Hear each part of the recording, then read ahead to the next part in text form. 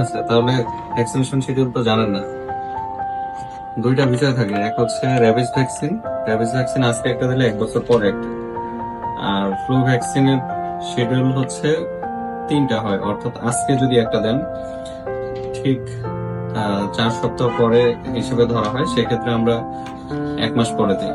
মানে আজকে একটা, 1 মাস পরে একটা, ঠিক তার 1 মাস পরে একটা। তার মানে প্রথম দিন, 30তম দিন আর 60তম দিন। এই হচ্ছে 3টা ফ্লু ভ্যাকসিনেশনের শিডিউল।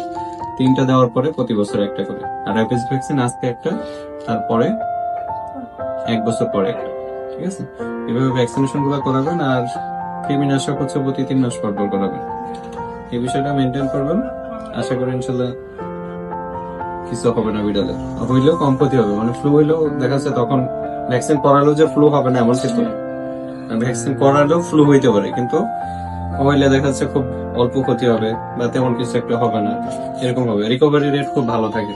ফ্লু হইলে তখন দেখা যাচ্ছে 5% বা 10% চান্স থাকে যে কিছু একটা হইতে পারে, কিন্তু বাকি 90-95% চান্স থাকে যে কিছুই হবে না। এই জন্য ভ্যাকসিনেশনটা খুব গুরুত্বপূর্ণ।